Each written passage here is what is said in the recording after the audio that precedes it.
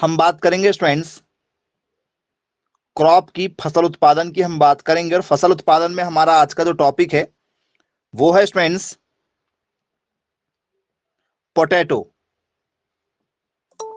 आलू। आलू के ऊपर हम बात करेंगे।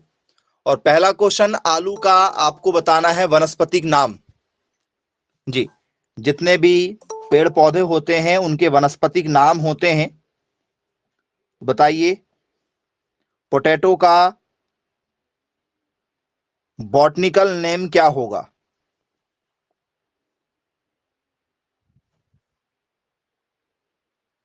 जी, पोटैटो का जो बॉटनिकल नेम है आपके अकॉर्डिंग सोलेनम ट्यूबरोसम होना चाहिए। जी हाँ, very good, right answer students. इनका जो बॉटनिकल नेम होता है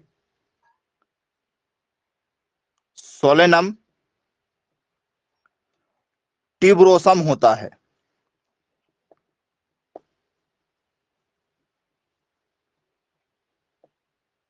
चलिए, सोलेनम ट्यूबरोसम। तो स्टूडेंट्स कौन से परिवार से बिलोंग करता है, कौन से फैमिली में पैदा हुआ है? जी, इसका कोई परिवार होगा, कुल होगा। कौन से कुल से बिलोंग करता है आलू? आलू जो है वो सोलेनेसी परिवार से बिलोंग करता है। ओके, वेरी गुड, नाम में लिखा सोलेनम। सोलेनम से क्या हो जाएगा सर? ये सोलेनेसी परिवार का सदस्य है, सोलेनेसी। आलू इसका सदस्य है। तो और कोई एग्जांपल यदि आपको याद हो जरा बताओ सोलेनेसी परिवार के बारे में, कौन कौन से फसल जो है वो इसमें आती है सोलेनेसी में? यदि आपसे पेपर में पूछ लिया जाए कि भैया सोलेनेसी परिवार के कुछ एग्जाम्पल बताइए, पहचान कीजिए, which is the correct example of Solanaceae. तो फ्रेंड्स इसी सोलेनेसी में धतूरा आता है। इसी सोलेनेसी में क्या आता है आपका? धतूरा आता है। बोलिए यस, धतूरा आता है। इसी सोलेनेसी परिवार में क्या टमाटर आता है? टमाटर, टोमेटो। बोले हाँ, इसी परिवार में टोमेटो आता है।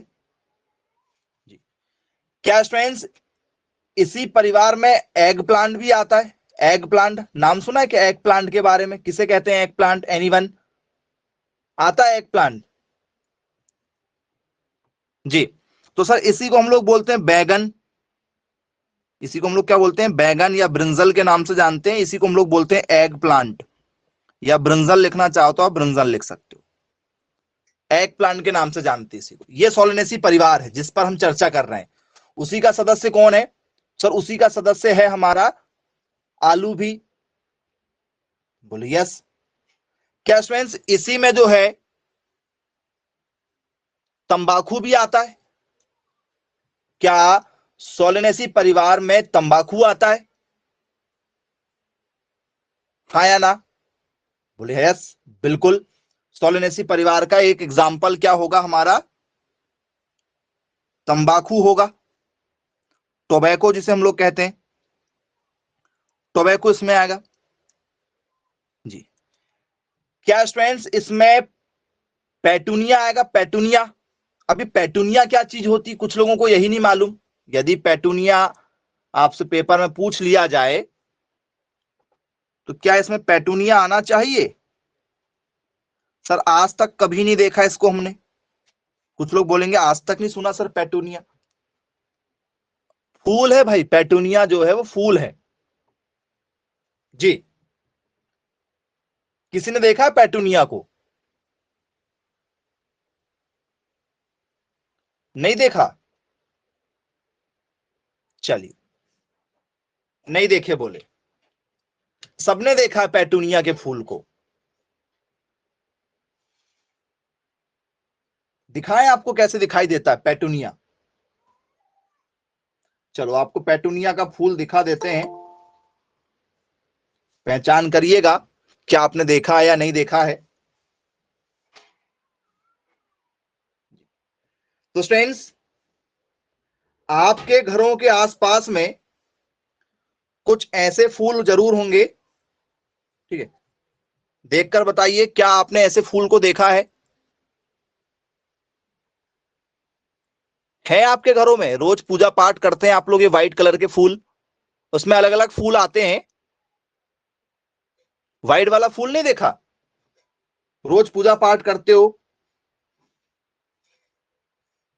बोले बिल्कुल देखें। क्या स्टूडेंट्स, एक आपने बेल देखा होगा, बेल, ठीक है, एक नॉर्मली बेल वाले फूल आपने देखा होगा, जो आजकल काफी ज्यादा दिखाई देते हैं, दिखा रहे हैं आपको, पहचान कीजिएगा।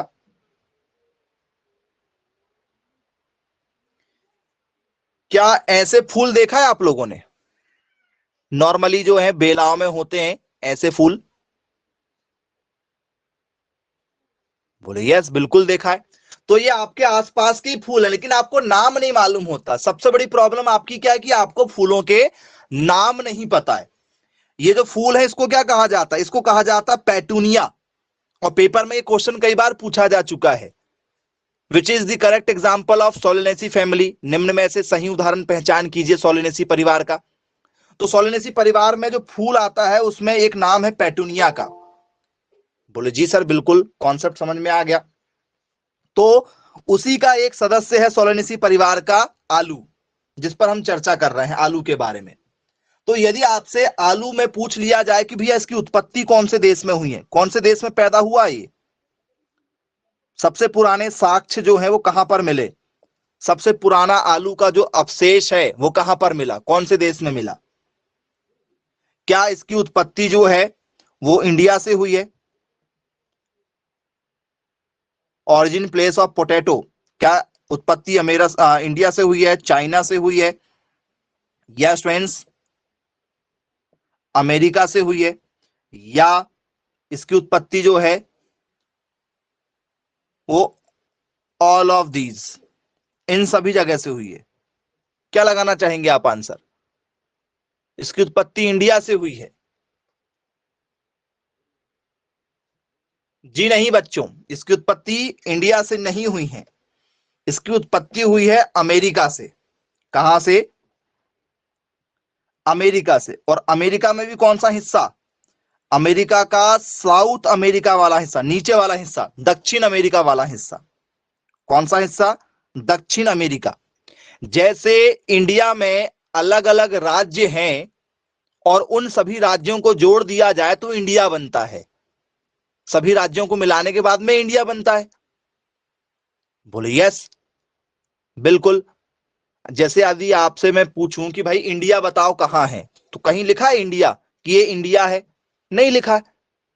सभी छोटे छोटे राज्यों के नाम लिखे, यदि आप आओगे तो लिखा है उत्तर प्रदेश में आपका स्वागत है, दिल्ली में आपका स्वागत है, मध्य प्रदेश में आपका स्वागत है, छत्तीसगढ़ में आपका स्वागत है, तमिलनाडु में आपका स्वागत है। इंडिया में आपका स्वागत है कहां लिखा बताओ? कहीं लिखा हो तो बता दो। बोल सर नहीं लिखा ऐसा कुछ। तो वैसे ही अमेरिका जो है वो छोटे छोटे देशों का एक संघ है। अमेरिका के पास में क्या है? छोटे छोटे देश हैं, उन देशों को मिलाकर अमेरिका बना है। तो उन देशों में एक छोटे से देश का नाम है पेरू। क्या नाम है? पेरू। यह है एग्जैक्ट उत्पत्ति स्थान। आलू का जो मेन उत्पत्ति स्थान है वो है पेरू। और पेरू कहां आता है? पेरू आता है दक्षिण अमेरिका में, दक्षिण अमेरिका का हिस्सा माना जाता है इसे। बोले यस, बिल्कुल ठीक है। अब आपसे पेपर में यदि पूछ लिया जाए कि भैया गुणसूत्र कितने होते हैं आलू में, गुणसूत्र नर और मादा मिला के कितने होंगे? जी, गुणसूत्रों की संख्या क्या होगी, जिसे हम लोग बोलते हैं क्रोमोसोम नंबर, 2n बराबर नर और मादा मिला के। तो 2n बराबर होता है स्टूडेंट्स 48। 2n बराबर कितना होता है? 48 होता है, नर और मादा दो। 2n क्यों लिखा जाता है? नर और मादा दोनों के गुणसूत्र मिलाए जाते हैं। बोलिए yes. Chromosome number in potato, तो क्या होगा? पोटैटो में, आलू में गुणसूत्रों की संख्या 2n बराबर 48 होगी। चलिए, अब टाइप ऑफ फ्रूट दिया जाए तो क्या लिखोगे? Type of fruit. Type of fruit मतलब क्या होगा? फल का प्रकार। फल का प्रकार। बताओ स्टूडेंट्स, आलू कैसा फल है? जी, आलू कैसा फल है? यदि आपने आलू को देखा है तो आलू की डिजाइन कुछ इस तरीके से होती है। तो इसके फ्रूट टाइप को क्या लिखोगे आप लोग? सोच के बताइएगा। मैक्सिमम बच्चे कंफ्यूज हो जाते हैं यदि आपसे पेपर में ऐसा कोई क्वेश्चन दिया जाए तो। बहुत सारे बच्चों को नहीं मालूम होगा टाइप ऑफ फ्रूट क्या होगा।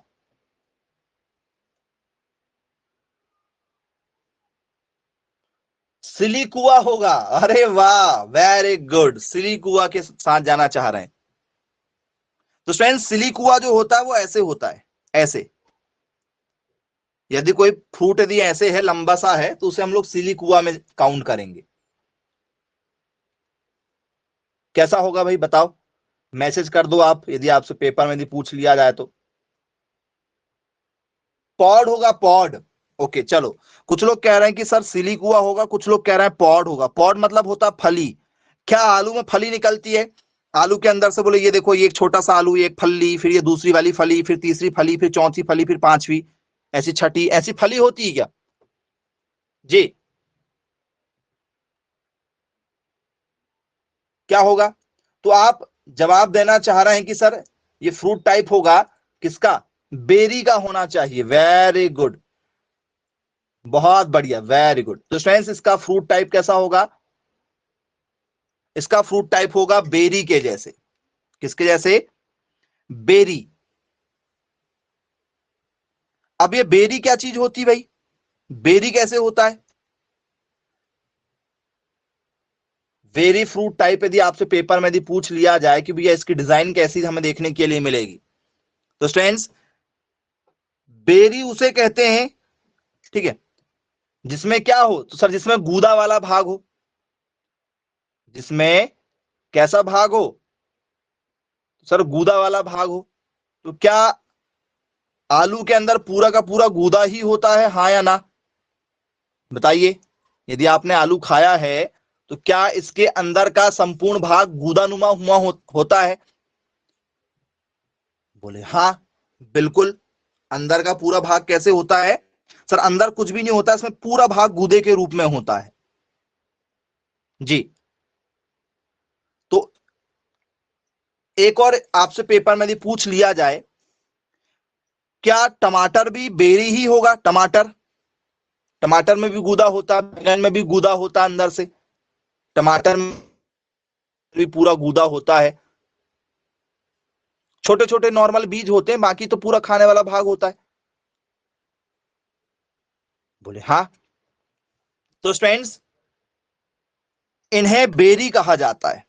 इन्हें क्या कहा जाता है? बेरी कहा जाता है। टमाटर भी इसी में आएगा, बैगन भी इसी में आ जाएगा हमारा। बोले यस, बिल्कुल ठीक है, समझ में आ गया होगा। इन्हें क्या कहते हैं हम लोग? बेरी कहते हैं। अब यदि आपसे पेपर में पूछ लिया जाए कि पूरे विश्व में जो है वो सर्वाधिक आलू का उत्पादन कौन सा देश करता है, हाईएस्ट प्रोडक्शन कौन करता है पूरे विश्व के अंदर? जी, highest production in the world, पूरे विश्व के अंदर सर्वाधिक, विश्व में सर्वाधिक आलू का उत्पादन कौन करता है? इंडिया करता है, चाइना करता है, अमेरिका करता है, कौन करता है? तो सबसे ज्यादा उत्पादन करता है स्टूडेंट्स हमारा चीन। चीन सबसे ज्यादा आलू का उत्पादन करता है। बोले यस, बिल्कुल ठीक है। इंडिया कौन से नंबर में है? इंडिया, सर इंडिया है सेकंड नंबर में। पहले नंबर में चीन है, सेकंड नंबर में कौन है? यहां पर भारत है। सेकंड नंबर में इंडिया है। और इंडिया में सबसे ज्यादा कौन उगाता है बताओ? इंडिया के अंदर सबसे ज्यादा आलू का जो प्रोडक्शन है वो कौन करता है? यूपी करता है। वेरी गुड, बहुत बढ़िया। इंडिया में सबसे ज्यादा जो प्रोडक्शन है वो कौन करता है? यूपी। उत्तर प्रदेश सबसे ज्यादा करता है। और यूपी के बाद में कौन? वेस्ट बंगाल, पश्चिम बंगाल दूसरे नंबर में है। उत्तर प्रदेश के बाद में पश्चिम बंगाल सबसे ज्यादा किसका उत्पादन करता है? आलू का उत्पादन करता है, वेस्ट बंगाल। बोलिए यस, बिल्कुल ठीक, क्लियर है। अब यदि मैं आपसे पूछूं कि भैया आलू का कौन सा वाला भाग खाया जाता है, आलू का कौन सा वाला भाग खाया जाता है, क्या बताओगे आप? कौन सा वाला भाग खाते हो आप? जी, ईटेबल पार्ट जो है वो कौन सा होगा?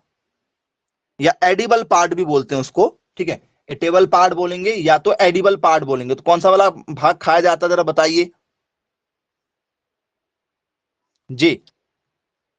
एडिबल पार्ट या ईटेबल पार्ट, क्या कहना चाहेंगे आप इसमें? ठीक है, ईटेबल पार्ट या एडिबल पार्ट, कौन सा वाला भाग खाया जाता है? इनमें से कोई भी शब्द यूज किया जाता है। खाने योग्य भाग, खाने योग्य भाग। क्या स्टूडेंट्स इसका तना खाया जाता है? क्या स्टूडेंट्स इसकी जड़ खाई जाती है? क्या स्टूडेंट्स इसका कंद खाया जाता है? या स्टूडेंट्स इसकी पत्ती खाई जाती है? क्या खाया जाता है? ऑप्शन नंबर ए, तना खाया जाता है। Very good. क्या खाया जाता है बच्चों? तो स्टूडेंट्स आलू जो है वो कंद रूपी एक क्या है? फसल है। कैसी फसल है? कंद रूपी फसल है, जिसे हम लोग क्या कहते हैं? जिसे हम लोग बोलते हैं रूपांतरित तना। इसे हम लोग क्या कहते हैं? एक तरीके से इसे कहा जाता है रूपांतरित तना, और इसे इंग्लिश में हम लोग कहते हैं ट्यूबर। ट्यूबर या इसी को कहा जाता है बल्ब। ट्यूबर या बल्ब के नाम से जाना जाता है, और हिंदी में कहते हैं कंद। तो आलू का कंद वाला भाग खाया जाता है, इसलिए आपने सुना होगा कई बार कंद मूल। ठीक है, हम बोले बहुत गरीब थे, हम लोग कंद मूल खाते थे। बोले यस, आई होप आपको समझ में आ गया होगा। अब ये बताइए स्टूडेंट्स, आलू में कार्बोहाइड्रेट्स कितना परसेंट पाया जाता है? कार्बोहाइड्रेट्स जिसमें ग्लूकोज की मात्रा भी होती है, एनर्जी मिलेगी आपको खाने से, आलू खाने से। आलू कॉमन फसल है ना, हर किसी भी सब्जी के साथ में आलू मिक्स कर देते हैं आप लोग जी। तो इसमें कार्बोहाइड्रेट्स का परसेंटेज क्या होगा? कार्बोहाइड्रेट,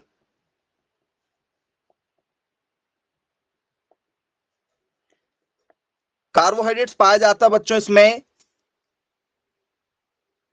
26 ग्राम। ग्राम में नहीं बेटा, परसेंटेज। आलू में जो कार्बोहाइड्रेट्स पाया जाता है वो 17% से चालू होता है, जो 22% तक भी जाता है। अलग अलग वैरायटी में अलग अलग रहता है। आलू की छोटी वैरायटी भी आती है, कि आपने देखा होगा, एक लाल होता है, ठीक है, एक भूरा सा होता है, और एक आपका व्हाइट कलर वाला होता है, येलो वाला। अलग अलग प्रकार की वैरायटियां होती हैं। तो 17% से 22% के आसपास में कार्बोहाइड्रेट्स होता है। चलिए, अब आलू खाने में क्या प्रोटीन मिल सकता है क्या? यदि आप आलू खाते हैं तो क्या आपको प्रोटीन मिलेगा? बोले हाँ, बिल्कुल प्रोटीन मिलना चाहिए। कितना परसेंट प्रोटीन मिलेगा?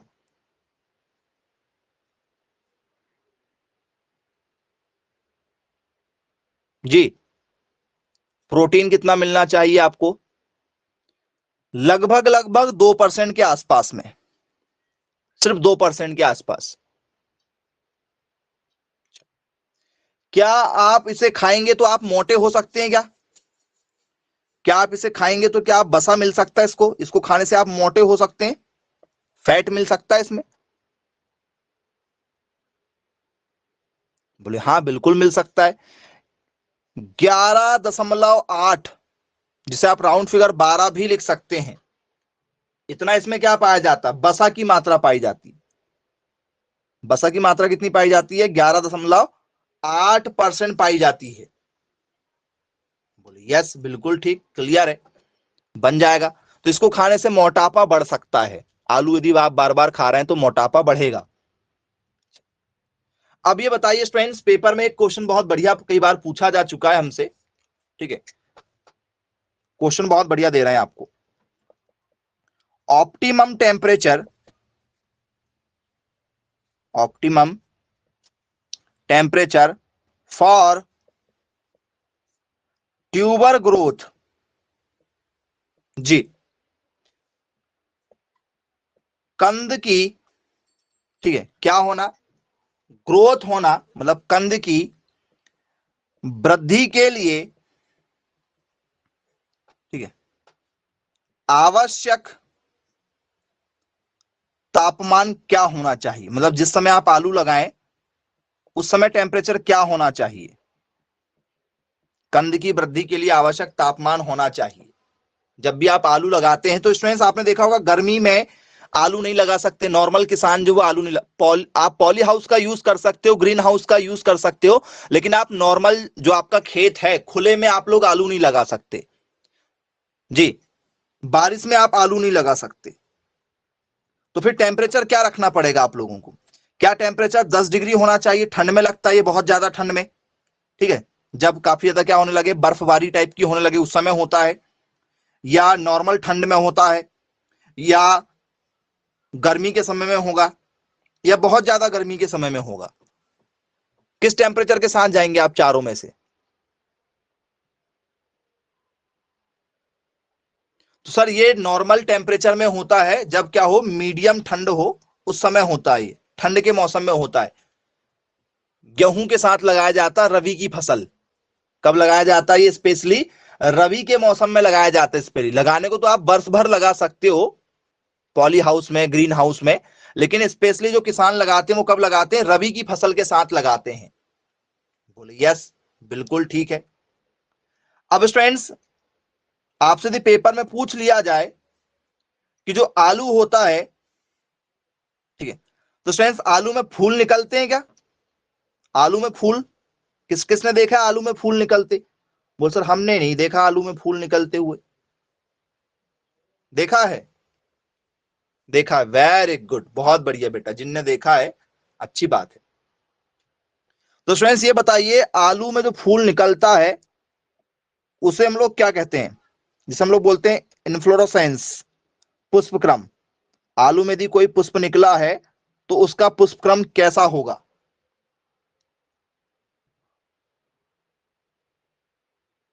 जी, पेपर में इन्फ्लोरोसेंस से क्वेश्चन लगातार पूछे जा चुके हैं।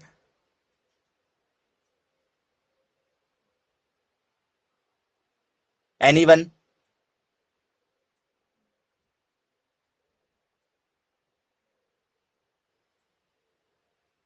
नहीं मालूम। तो स्टूडेंट्स इसमें जो इन्फ्लोरोसेंस निकलता है उसका नाम होता है साइमोस। क्या नाम होता है बच्चों, उसका नाम होता है साइमोस। अब ये साइमोस क्या चीज है, देखिए साइमोस कैसा होता है। तो स्टूडेंट्स जब भी कोई पुष्प कैसे निकले, कुछ इस तरीके से निकले, यहां पुष्प निकले, यहां पुष्प निकले, ऐसे देखा है आप लोगों ने, बोले हाँ बिल्कुल देखा है। तो इस तरीके के जब पुष्प निकलते हैं तो उन्हें साइमोस कहते हैं, ऐसे, ये साइमोस माना जाता है। देखा है नहीं देखा है, बताओ किस किसने देखा है साइमोस, आलू में पुष्प आते हुए देखा है या नहीं देखा है।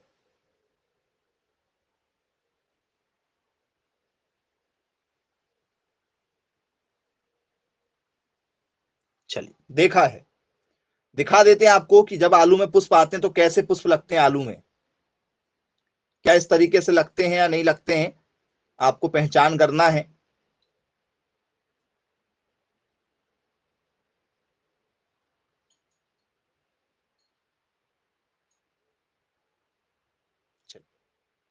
तो स्टूडेंट्स जब आलू में पुष्प लगे हुए हैं तो जरा एक डायग्राम से देखिएगा, ये आलू का फूल है, तो स्टूडेंट्स इस आलू के फूल में आप देखिए, यदि आप आलू के फूल में देखेंगे तो नीचे का तना देखो, एक ही तने से दो भाग निकले हुए हैं। एक ही तने से क्या निकले हैं? दो भाग निकले हैं पुष्प के। ये देखो, एक ही तने से क्या निकले हैं? दो भाग निकले। एक इधर भी पुष्प, पुष्प इधर बनेंगे, फिर वो एक अलग है। बोले यस। फिर एक जगह से, मतलब एक जगह से दो पुष्प निकल रहा है, एक इस तरफ के लिए और एक इस तरफ के लिए। बोले यस। तो इसे क्या कहा जाता है? इसे कहा जाता है साइमोस। इस हिस्से को क्या कहा जाता है? साइमोस के नाम से जाना जाता है। बोले जी बिल्कुल ठीक है। और यदि वही पुष्प, जो बच्चों ध्यान से समझिएगा, यदि वही पुष्प यदि आपका ऐसा निकल जाए, या ऐसे ना निकल के, एक साथ ना निकल के, एक नीचे एक ऊपर, एक नीचे एक ऊपर, एक नीचे एक ऊपर, यदि ऐसे यदि निकल जाता तो इसको क्या कहते हैं बताओ? इसको तो साइमोस कह दिए, क्योंकि एक ही जगह से दो निकल रहा है, एक इधर निकल रहा है, एक इधर निकल रहा है, एक ऊपर नीचे यदि हो जाए तो इसी को क्या कहेंगे?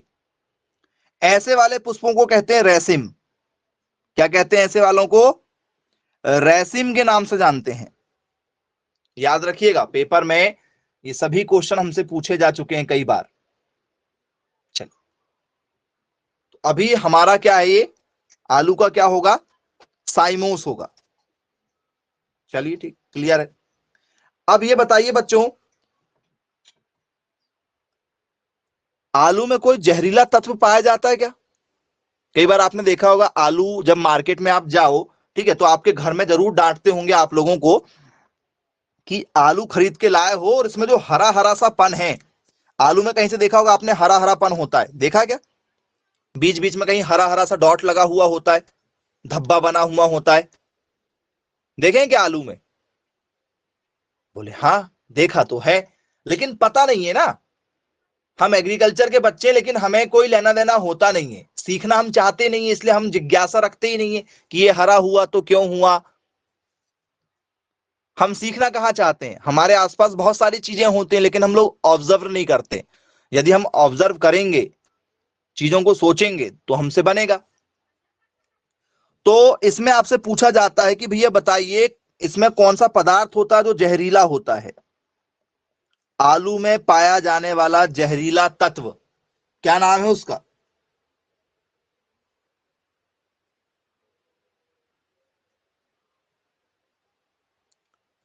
ओके, सोलेनिन आप कह रहे हैं कि इसमें क्या पाया जाता है? सोलेनिन पाया जाता है। और कोई जो सोलेनिन के साथ जाना चाहता हो कि भैया सोलेनिन तत्व पाया जाता है, जो क्या होता है? एक प्रकार का पॉइजन होता है। इसमें क्या पाया जाता है? एक पॉइजनिंग पाया जाता है, जहरीला तत्व पाया जाता है, जिसका नाम है सोलेनिन। बोले यस, सुना सुना सा तो लग रहा है सोलेनिन के बारे में। तो बच्चों, ये जो सोलेनिन नाम का तत्व है, ये आपको आलू में मिलेगा, और जो आलू में आपको हरा सा पन नजर आता है, उस आलू को आप कभी ना खरीदें। यदि आप उस आलू को खरीदते हैं तो आप खा के देखना, उस दिन की सब्जी अच्छी नहीं बनेगी, कड़वी सब्जी बनती बनती क्या, कड़वी सी। यदि वो हरे वाले आलू धोखे से यदि आपने ले लिए और उसका भाग यदि कट गया सब्जी में, तो सब्जी का टेस्ट जो है वो कड़वा सा लगता है, मजा नहीं आता है। तो कभी भी वो हरे धब्बे यदि आपको नजर आए आलू में, तो आप कभी ना लें। तो उसमें जो जहरीला तत्व है वो क्या होता है? सोलेनिन नाम का होता है। Very good. अब इसके बाद में बच्चों, आलू में कौन सा विटामिन पाया जाता है? यदि आपसे पेपर में यदि पूछ लिया जाए which vitamin present in potato, आलू में कौन सा विटामिन पाया जाता है?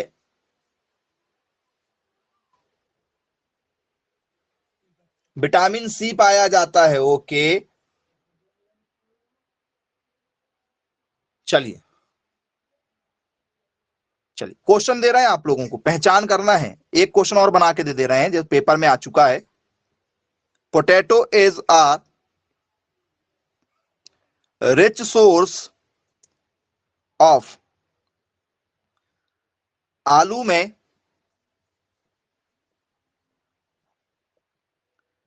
सर्वाधिक मात्रा में, आलू में सर्वाधिक मात्रा में पाया जाता है। आलू में सर्वाधिक मात्रा में क्या पाया जाता है, आपको पहचान करना है। क्या आलू में सर्वाधिक मात्रा में विटामिन ए पाया जाता है, या विटामिन बी पाया जाता है, या विटामिन सी पाया जाता है, या विटामिन डी पाया जाता है? आलू में सबसे ज्यादा क्या पाया जाता है, कौन सा विटामिन पाया जाता है आलू में? अरे वाह, वेरी गुड। बच्चे कितने ज्यादा इंटेलिजेंट है भाई, जो विटामिन सी बता रहे हैं। जी, मतलब आलू खाते हो तो वो खट्टा लगता है आप लोगों को। वेरी गुड, भगवान भला करे आपका, जो विटामिन सी बता रहे हैं, क्योंकि आलू आपको खट्टा लगता है। रिच सोर्स मतलब सर्वाधिक मात्रा में पूछा जा रहा है जी। और कोई आलू को खट्टा बताने वाले?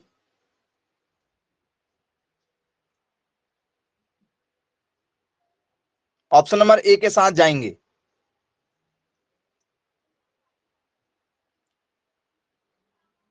तो स्टूडेंट्स,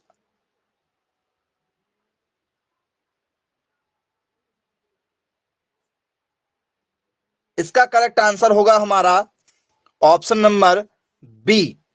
विटामिन बी जो है वो सबसे ज्यादा पाया जाता है। विटामिन बी जो है वो सबसे ज्यादा आलू में पाया जाता है। इसके बाद में फिर विटामिन सी पाया जाता है। विटामिन सी भी होता है, कम मात्रा में होता है। सबसे ज्यादा मात्रा में आपसे रिच सोर्स पूछा जा रहा है, तो सबसे ज्यादा मात्रा में क्या पाया जाता है? सर सबसे ज्यादा मात्रा में पाया जाता है विटामिन बी। बोल सर ये विटामिन बी क्यों कह रहे हैं आप? तो भैया आलू में सबसे ज्यादा स्टार्च पाया जाता है। क्या आप बचपन से पढ़ते चले आ रहे हो? आलू में सबसे ज्यादा मात्रा में क्या पाया जाता है? स्टार्च। पढ़ाई कि नहीं पढ़ाई आप लोगों ने? स्टार्च पाया जाता है। बोले हाँ, बिल्कुल। तो स्टार्च में क्या होता है? विटामिन बी होता है। स्टार्च में क्या होता है बच्चों? विटामिन बी होता है। अब ये स्टार्च किसको कहते हैं? स्टार्च किसे कहते हैं बताइएगा। आपने आलू में स्टार्च देखा है, आपने सेब में देखा होगा। तो सर स्टार्च क्या होता है? कार्बोहाइड्रेट है एक प्रकार का। क्या होता है? कार्बोहाइड्रेट होता है। बोले यस। इसमें क्या होता है? इसमें ग्लूकोज ज्यादा से ज्यादा मात्रा में पाया जाता है। बोले यस। जैसे चावल, चावल का जो मांड निकलता है, आपने सुना होगा चावल का मांड। पहले पुराने समय में जो है महिलाएं क्या करती थी, कुकर में नहीं बनाती थी। कुकर में मांड नहीं निकलता। पहले यदि हम बर्तन में बनाते थे उसमें मांड निकलता था, तो उसमें भी सबसे ज्यादा क्या पाया जाता है? स्टार्च पाया जाता है। बोले यस। तो ये जो स्टार्च है इसका काम क्या है? इसका काम है ग्लूकोज की मात्रा में बढ़ोतरी करना। ठीक है। इस स्टार्च से क्या बनाया जाता है? गोंद वगैरह बनाई जाती है। यदि आप नॉर्मल यूज की बात करेंगे तो इससे गोंद बनाई जाती है। बोले यस। इससे क्या बनाए जाते हैं? लुब्रिकेंट। जैसे आपने देखा होगा ऑयल वगैरह, इंजन ऑयल हो गया, आपकी चेन चेन वगैरह में जो ऑयल डलता है, ग्रीस वगैरह बनती है ना, ग्रीस वगैरह। बोले यस। जैसे आपने टेप वगैरह देखा होगा, कोई भी टेप देखा होगा आप लोगों ने, उस टेप में जो गम लगती है वो कहां से आती है? फेविक्विक, फेविगम, फेविकोल। तो ये क्या है सर? ये स्टार्च से ही बनाए जाते हैं, क्योंकि ये चिपचिपा होता है। स्टार्च कैसे होता है? चिपचिपा होता है, देखा होगा आप लोगों ने। और वही स्टार्च के कारण यदि आपने पुराने समय में देखा होगा, कॉपी वगैरह फट जाती थी या कुछ फट जाती तो चावल से चिपकाते थे। हम लोगों ने काफी किए हैं बचपन में, अब आप लोगों ने किए हो नहीं किए हो। चावल से कॉपी चिपक जाएगी। यदि आपके घर में चावल बना हुआ है, यदि आपको 2 पेज चिपकाना है तो दोनों पेज के बीच में चावल रख दो और थोड़ा सा क्या कर दो, उसको दबा दो, चिपक जाएगा। बोले यस सर। तो कुल मिला के गोंद का काम करता है। हाँ, गेहूं के आटे में, क्योंकि गेहूं में भी स्टार्च पाया जाता है ना, गेहूं में भी पाया जाता है स्टार्च। तो ये स्टार्च समझ में आ गया क्या है स्टार्च? तो इसकी मात्रा जो है आलू में सबसे ज्यादा पाई जाती है। याद रखिएगा, आपको एक एक पॉइंट बता रहे हैं कि आप कंफ्यूज ना हो कि स्टार्च किसे कहते हैं। कुछ लोगों को यही नहीं पता स्टार्च क्या होता है। तो कार्बोहाइड्रेट्स का एक रूप है, ये ग्लूकोज की मात्रा को बढ़ाता है। इसका प्रयोग क्या करते हैं? इसका प्रयोग गोंद बनाने में करते हैं, कॉस्मेटिक चीजों में बनाने में करते हैं। बोले यस, बिल्कुल ठीक है, बन जाएगा। फॉर्मूला यदि स्टार्च का दिया जाए तो C6H10O5, ये किसका फॉर्मूला है? स्टार्च का फॉर्मूला है। यदि धोखे से फॉर्मूला दिया जाए तो ये फॉर्मूला होता है स्टार्च का जी। क्लियर हो गया। अब ये बताइए स्टूडेंट्स, क्या पोटैटो को किसी और नाम से जाना जाता है? इसका कोई और निकनेम है क्या? आलू एकमात्र एक ऐसी चीज है जो हर व्यक्ति वर्ग के लोग खाते हैं। बोले यस, बिल्कुल खाते हैं। तो क्या इसे अदर नेम में हम लोग जान सकते हैं क्या? बोले हाँ, जान सकते हैं। किस नाम से? किंग ऑफ वेजिटेबल, सब्जियों का राजा, क्योंकि हर सब्जी इसके साथ रहना चाहती है, हर सब्जी इसके साथ रहना चाहती है, राजा है। बाकी सब रानी बोल दो आप, ये किंग है, राजा है। सभी सब्जियों के साथ में इसको मिक्स करके बना सकते हो आप। बोले यस। तो इसे सब्जियों का राजा कहते हैं। किस फसल को सब्जियों का राजा कहा जाता है? तो आलू को सब्जियों का राजा कहा जाता है। और यह हर व्यक्ति वर्ग को मिल सकती है, आसानी से उपलब्ध हो जाती है, ज्यादा महंगा नहीं होता है। तो पुअर मैन्स फ्रेंड के नाम से जाना जाता है, गरीबों का दोस्त। इसे क्या कहते हैं? गरीबों का दोस्त भी कहा जाता है, क्योंकि हर गांव शहर में छोटा बड़ा सब व्यक्ति इसको खा सकता है और आसानी से उपलब्ध है, सस्ता भी रहता है, ज्यादा महंगा नहीं होता। बोलिए यस। अब ये बताइए स्टूडेंट्स, क्या आलू C3 प्लांट है या आलू C4 प्लांट है? जी, कौन सा प्लांट है? C3 है या C4 है? ऐसे पौधे जिनकी हाइट इंसानों की हाइट से छोटी हो, इंसानों की हाइट से छोटी हो। यदि आप आलू के खेत में खड़े हो तो आपकी हाइट से छोटी हाइट मिलेगी आलू की, छोटा सा होता है आलू। बोले यस सर। तो जिनकी हाइट छोटी होती है उन्हें C3 कहते हैं, जिनकी हाइट बड़ी होती है उन्हें C4 कहते हैं। जैसे इसमें आम आ जाएगा, इमली आ जाएगा, पपीता आ जाएगा, जामुन आ जाएगा, नीलगिरी आ जाएगा। तो जिनकी हाइट बड़ी होती है उन्हें C4 कहते हैं। इसमें मक्का आ जाएगा, गन्ना आ जाएगा, क्योंकि इसकी हाइट बड़ी होती है। इसकी हाइट छोटी होती है, चना है, सरसों है, मूंग है, गेहूं है, सोयाबीन है। जिनकी हाइट छोटी होती है उन्हें C3 प्लांट कहते हैं। तो आलू कैसा है? आलू हमारा C3 पौधा होगा जी। चलिए, इसके बाद में बताइएगा बच्चों, क्या आलू के लिए कोई रिसर्च सेंटर है? बोले यस, हर फसल के लिए एक रिसर्च सेंटर बना हुआ है इंडिया में। तो आलू का जो रिसर्च सेंटर है वो कौन सा है, बताओ? आलू का रिसर्च सेंटर कहां पर है? जी, नाम क्या है उसका? Central potato research institute. ऐसे हर चीजों के लिए आपसे पेपर में पूछे जाते हैं जी। केंद्रीय आलू अनुसंधान संस्थान, पूरे देश का आलू का जो अनुसंधान है, जहां पर नई नई किस्मों को देखा जाता है, वो कहां पर है स्टूडेंट्स? आप लोगों का आपसे पेपर में यदि पूछ लिया जाए तो क्या आंसर देना चाहेंगे आप? पहला आपका ऑप्शन जो है वो स्टूडेंट्स होगा हमारा मध्य प्रदेश, दूसरा होगा हमारा स्टूडेंट्स उत्तर प्रदेश, तीसरा होगा स्टूडेंट्स हमारा तमिलनाडु, चौथा होगा स्टूडेंट्स हमारा हिमाचल प्रदेश। किस आंसर के साथ जाना चाहेंगे आप?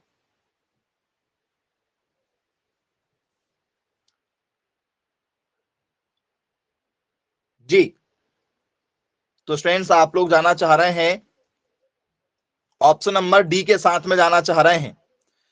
जी हाँ स्टूडेंट्स, सही आंसर है आप लोगों का कुफरी, हिमाचल प्रदेश। कुफरी कहां है? तो सर हिमाचल प्रदेश में है। बोलिए यस। और उस जगह का नाम क्या है? जगह का नाम है शिमला। और शिमला में भी कहा? एग्जैक्ट जगह का नाम क्या है? कुफरी। सुना है क्या आप लोगों ने जगह का नाम कुफरी? बोले यस, सुना हुआ है। कहां है? शिमला में है। और शिमला कहां आता है? शिमला एक शहर है, किसका? किसका शहर है? तो सर ये हिमाचल प्रदेश का एक शहर है, यदि हमसे पेपर में भी पूछ लिया जाए तो। याद रखिएगा। तो हिमाचल प्रदेश में आलू अनुसंधान केंद्र है। आई होप बन जाएगा आप लोगों से। तो ऐसे सभी के लिए आते हैं कि भैया मिर्च अनुसंधान केंद्र कहां पर है, टमाटर अनुसंधान केंद्र कहां पर है, गेहूं अनुसंधान केंद्र कहां है, मक्का अनुसंधान केंद्र कहां है, सोयाबीन अनुसंधान केंद्र कहां है, गन्ना अनुसंधान केंद्र कहां है। तो सभी फसलों के अनुसंधान केंद्र आपको इस तरीके से क्या करना है, पढ़ना है। आप चेक कर लो, गूगल पर सर्च कर लो, ठीक है। केंद्रीय सोयाबीन अनुसंधान संस्थान कहां स्थित है?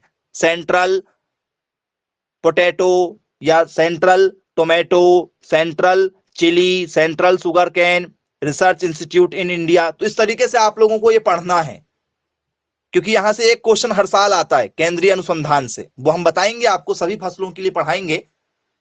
चलिए, अब यदि आपसे पेपर में आ जाए कि जो आलू का हरा रंग होता है किस कारण से होता है?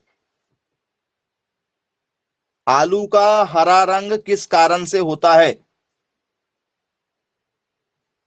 होता है आलू का हरा रंग? आलू का हरा रंग कारण है जी, green colour of potato tuber due to. क्या कारण है बच्चों ये? आलू का हरा रंग क्यों होता है?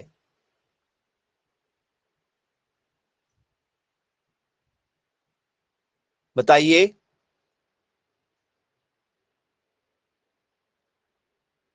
नहीं मालूम?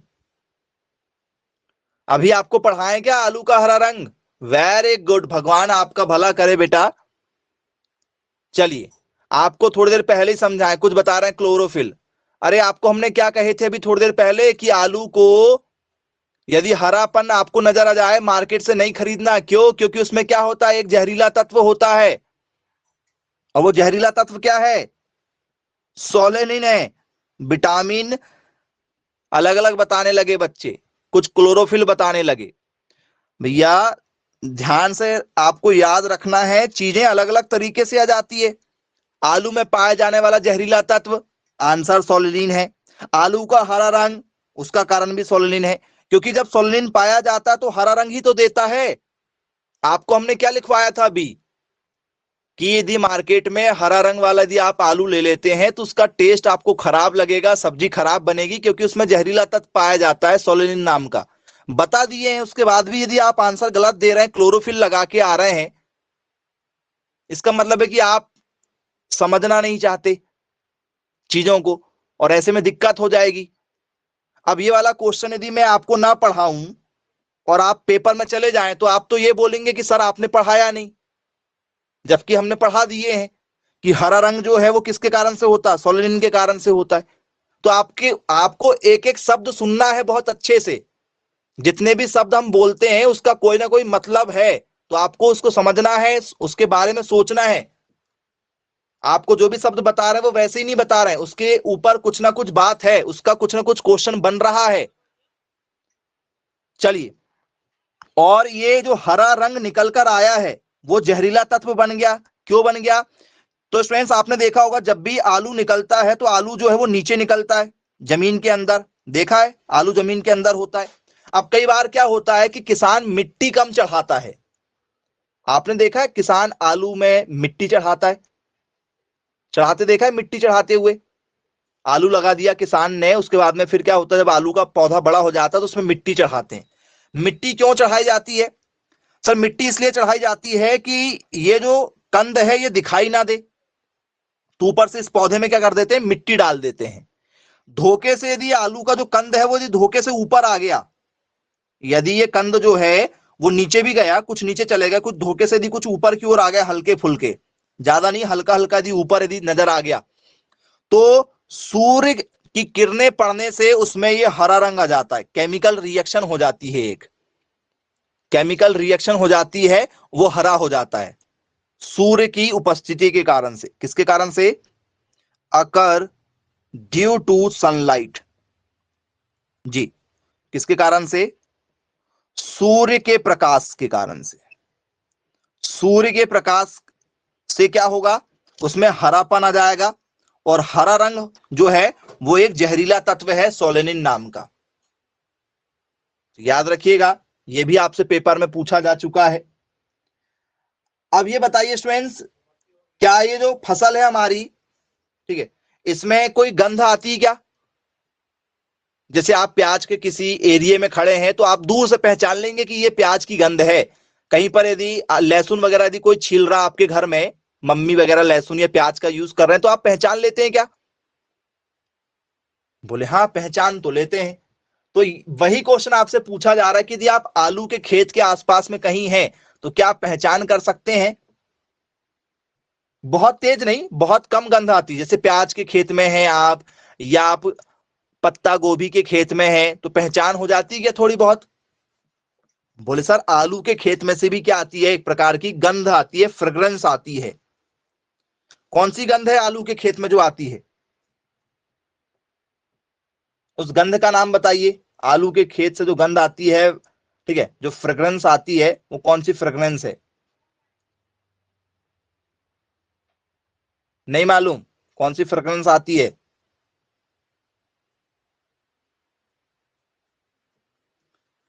चलिए, तो आलू में जो गंध है, आलू में जो फ्रेग्रेंस है, उसका कारण है डाई मिथाइल पायरेजीन। आलू में क्या पाया जाता है? आलू में एक गंध पाई जाती है, डाई मिथाइल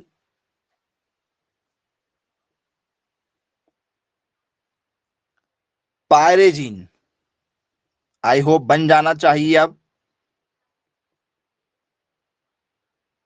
पायरेजीन या पायरेडाइन, ये गंध पाई जाती है किसमें? आलू के अंदर। बोले यस, बिल्कुल ठीक। अब ये बताइए बच्चों, आलू जो है वो स्वपरागित है या परपरागित है? मतलब स्वपरागित का मतलब जो होता है कि भैया ये अपने आप में ही परागण कर लेगा या किसी दूसरे के ऊपर निर्भर होगा? क्या ये सेल्फ पॉलिनेटेड है या ये क्रॉस पॉलिनेटेड है? बताइए, स्वपरागन है या परपरागन है?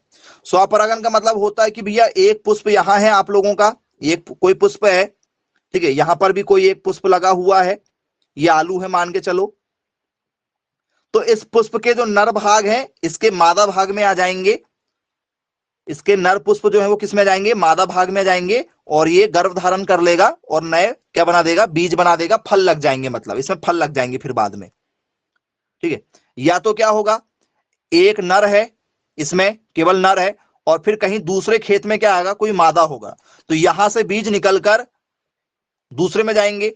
यदि उसी में सब कुछ होगा तो वो सेल्फ होगा, जिसमें नर भाग भी हो और जिसमें मादा फूल भी हो। नर फूल और मादा फूल दोनों होंगे, उसे सेल्फ पॉलिनेशन, उसे स्वपरागन कहेंगे, उसे स्वपरागन कहेंगे। और जिसमें नर और मादा अलग अलग हो, ये नर हो और ये मादा हो, जिसमें नर और मादा अलग अलग होते हैं, उसे हम लोग कहते हैं क्रॉस पॉलिनेशन, उसे हम लोग कहते हैं परपरागन, परपरागन कहते हैं। तो बताइए आलू कैसा है? स्वपरागन वाला है या परपरागन वाला है? आलू में, आलू के जो पुष्प होते हैं उसमें नर और मादा दोनों होते हैं, या नर अलग होता है और मादा अलग होता है? तो आलू बच्चों स्वपरागन है। कैसा है? स्वपरागन है। स्वपरागन का मतलब होता है सेल्फ पॉलिनेशन। आलू आपका एग्जाम्पल होगा सेल्फ पॉलिनेशन का, स्वपरागन का। किसका? स्वपरागन। और स्वपरागन का मतलब होता है कि एक ही पौधे के अंदर नर पुष्प भी होना और एक ही पौधे के अंदर मादा पुष्प का भी होना। नर पुष्प और मादा पुष्प एक ही फूल के अंदर मिलेंगे। इसी फूल में क्या होगा? इसी फूल में होगा हमारा मादा वाला भाग, ठीक है, मादा वाला भाग, और इसी में क्या होगा हमारा नर वाला भाग। तो ये नर वाला भाग है और ये वाला भाग क्या है हमारा मादा वाला भाग। तो मेल और फीमेल दोनों गैमेट्स पाए जाएंगे। जी, आई होप सबको समझ में आ गया होगा। बन जाएगा स्टूडेंट्स, यदि आपसे आलू का टॉपिक यदि पेपर में यदि आता है तो किसी को कोई डाउट तो नहीं? जितने भी क्वेश्चन पेपर में पूछे जाएंगे वो सभी क्वेश्चन हमने आपको बता दिए हैं। सबसे ज्यादा विटामिन कौन सा पाया जाएगा? बी पाया जाएगा, बी के बाद में फिर सी पाया जाएगा। चलिए, अनुसंधान केंद्र कहां पर है? आलू अनुसंधान केंद्र शिमला में है, कुफरी में, हिमाचल प्रदेश में आलू अनुसंधान केंद्र है। चलिए, तो आज की क्लास को फिर यहीं समाप्त करते हैं। Bye bye, take care.